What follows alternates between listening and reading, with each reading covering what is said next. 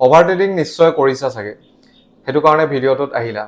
চ' over trading কেনেকৈ control কৰিম বা অভাৰ ট্ৰেডিং কি হয় আৰু অভাৰ ট্ৰেডিঙৰ ফলত কি হ'ব পাৰে, সকলোবোৰ ভিডিঅ'টোত আলোচনা কৰিম আৰু মই এটা সলিউশ্যন দিম যোনটো নেকি ইউজ কৰি তোমালোকে অভাৰ ট্ৰেডিং কমাব পাৰিবা। ঠিক আছে, অভাৰ ট্ৰেডটো নকৰিবা আৰু ভাল হ'ব, তোমাৰ ট্ৰেডিঙত ইম্প্ৰুভমেণ্ট আহিব। গতিকে ভিডিঅ'টো স্কিপ নকৰাকৈ শেষলৈকে চাই থাকিবা। দুটামান মোৰ এক্সপিৰিয়েঞ্চৰ পৰা মই ক'ম, ঠিক আছে। চ' মই প্ৰথমত অভাৰ ট্ৰেডিং কৰিছিলোঁ, বাট এতিয়া অভাৰ ট্ৰেডিং একদম কণ্ট্ৰল, ঠিক আছে। তেনেহ'লে ব'লা ভিডিঅ'টো আৰম্ভ কৰোঁ, ধুনীয়াকৈ আজি ডিছকাছ কৰোঁ অভাৰ ট্ৰেডিং কিয় হয় বা কি হয় আৰু সলিউশ্যন কি। প্ৰথমতে জানিম আমি অভাৰ ট্ৰেডিং হয় কি। চ' অভাৰ ট্ৰেডিং চিম্পল, যেতিয়া তুমি নেকি এটা লিমিটত ট্ৰেড কৰিব লাগে। ধৰা তুমি তোমাৰ ৰুল মতে 2টা ট্ৰেড কৰিব লাগে আৰু তুমি 2টাত থাকি 10টা ট্ৰেড কৰি দিলা, তো সেইটোক কোৱা হ'ব অভাৰ ট্ৰেডিং। আৰু এনেকুৱা নহয় যে তোমাৰ ৰুলত 10টা ট্ৰেড ল'ব লগা আছিলে, চ' 10টা ট্ৰেডিং অভাৰ ট্ৰেডিঙতে পৰি যায়। মেক্সিমাম আমি 3টা ট্ৰেড কৰিব লাগে আৰু তাৰপিছত আমি একদম লছ প্ৰফিট যিয়ে নহওক আমি ট্ৰেডিং ছেটআপটো ক্লজ কৰি দিব লাগে। এতিয়া অভাৰ ট্ৰেডিং হৈ যায় কেনেকৈ, আমি যদি সেইটো চাওঁ তেনেহ'লে নাম্বাৰ 1 ধৰি লোৱা মাৰ্কেটত সৰু সৰু যি টি মুভত মানে এণ্ট্ৰি কৰি দিয়া, তেতিয়া অভাৰ ট্ৰেডিং হৈ যায়। ধৰা 1 মিনিটত পাইছা, মোক 5 মিনিটত পাইছা, মানে প্ৰত্যেকটো কেণ্ডেলতে এণ্ট্ৰি কৰিবলৈ যোনটো এটা মন চুল বুলি মানে মচি থাকে ন ভিতৰৰ পৰা, তো সেইটো হৈ গ'ল তোমাৰ অভাৰ ট্ৰেডিঙৰ নাম্বাৰ 1 কাৰণ। আৰু নেক্সট যদি আমি চাওঁ তেনেহ'লে নিজৰ ছেটআপ যোনটো তোমাৰ এটা কিবা ষ্ট্ৰেটেজি থাকে, সেইটোত নাপোৱাৰ কাৰণে তুমি য'ত যি টি এণ্ট্ৰি কৰি দিলা, ঠিক আছে। সেইটো কাৰণে ৱেইট কৰা নাই আৰু তুমি য'তে ত'তে এণ্ট্ৰি কৰি দিলা, সেইটো এটা কাৰণ হৈ যায়। নেক্সট কাৰণটো হ'ল লছ কভাৰ কৰিবলৈ বহুতে অভাৰ ট্ৰেড কৰে, যে বহুত ডাঙৰ লছ হৈ গ'ল আৰু তাক কভাৰ কৰিবলৈ সি বাৰে প্ৰতি বহুত ট্ৰেড কৰি দিয়ে। একচুৱেলি মাৰ্কেটে প্ৰত্যেকটো মিনিটতে তোমাক অপৰচুনিটি নিদিয়ে, ঠিক আছে, এইটো কথা সদায় মনত ৰাখিবা। কিন্তু বহুত অভাৰ ট্ৰেড কৰা ট্ৰেডাৰে ভাবে যে প্ৰত্যেকটো মিনিটতে অপৰচুনিটি, চ' মই ট্ৰেড লওঁ। তো সেই মিষ্টেকটো সদায় আঁতৰাই ৰাখিবা, প্ৰত্যেকটো মিনিটত কেতিয়াও অপৰচুনিটি নিদিয়ে মাৰ্কেটে। এতিয়া আমি জানিম মানুহে একচুৱেলি অভাৰ ট্ৰেড কিয় কৰে, তাৰ কেইটামান কাৰণ আছে। Number 1 FOMO. ফোমো মানে হ'ল ফিয়াৰ অফ মিছিং আউট, নিশ্চয় শুনিছা।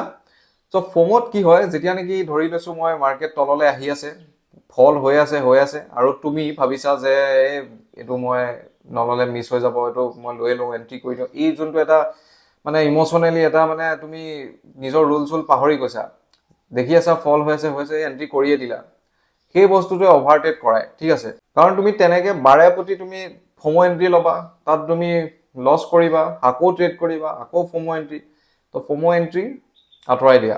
নেক্সট পইণ্টটো হ'ল ৰিভেঞ্জ ট্ৰেডিং। ৰিভেঞ্জ ট্ৰেডিঙৰ কথাও নিশ্চয় শুনিছা।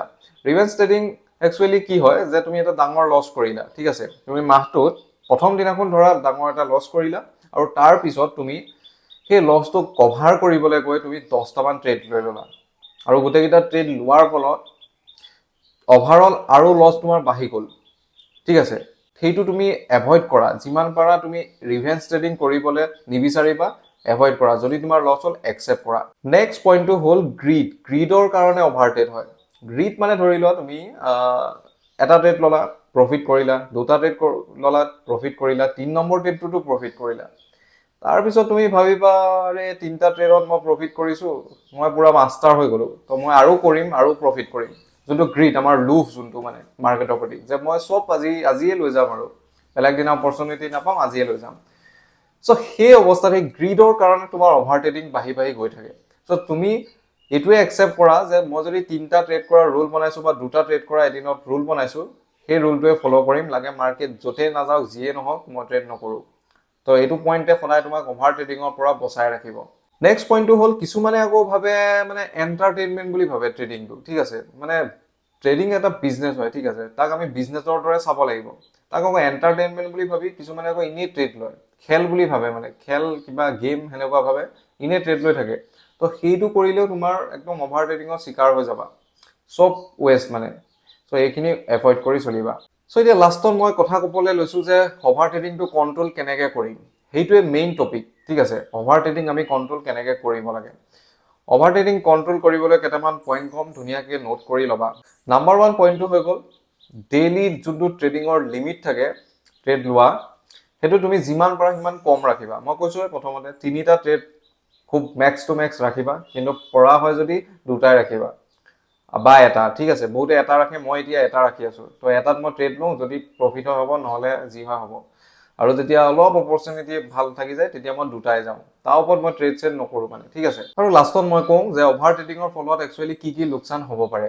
নাম্বাৰ 1 লোকচানটো হৈ গ'ল তোমাৰ কেপিটেল খতম হৈ গৈ থাকিব বাৰে প্ৰতি অভাৰ ট্ৰেড কৰোঁতে, সেইটো নাম্বাৰ 1 হ'ল। 2 নম্বৰ পইণ্টটো হৈ গ'ল ব্ৰ'কাৰেজ আৰু চাৰ্জেছ ইমান বেছি ভৰি দিবা যে তোমাৰ নিজৰে পিছত বেয়া লাগিব যে মই ব্ৰ'কাৰেজে ইমান দিলোঁ আৰু প্ৰফিট মোৰ মানে ইমানখিনিয়ে হ'ল বা প্ৰফিট লছতে আছোঁ, আৰু এইপিনে ব্ৰ'কাৰেজ চাৰ্জেছ ইমানগাল দিলোঁ। চ' সেইটো হ'ল 2 নম্বৰ পইণ্ট। আৰু 3 নম্বৰ পইণ্টটো হ'ল ইম'চনেল যোনটো ষ্ট্ৰেছ থাকে সেইটো বাঢ়ি যাব।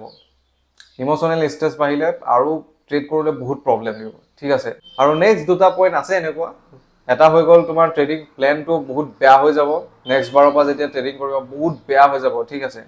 আৰু এটা পইণ্ট হৈ গ'ল তোমাৰ ধৰা ডিচিশ্যন লোৱাৰ যোনটো এটা ডিচিশ্যন মেকিং যোনটো, সেইটো বহুত উইক হ'ব তোমাৰ।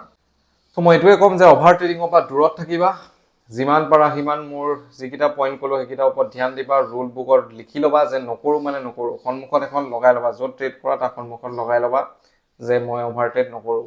এনেকৈ মেইনটেইন কৰা, এমাহমান মেইনটেইন কৰা, 2 মাহ এনেকৈ মেইনটেইন কৰোঁতে কৰোঁতে তোমাৰ অভাৰ ট্ৰেডিং কণ্ট্ৰলত আহি যাব। বাকী ভিডিঅ'টো লাইক কৰি দিবা, শ্বেয়াৰ কৰিবা লগৰ বন্ধু, এণ্ড লগ পাম নেক্সট ফাইনেন্সিয়েল কিবা বিজনেছ টপিকত। আজিলৈ ইমানেই, লগ পাম।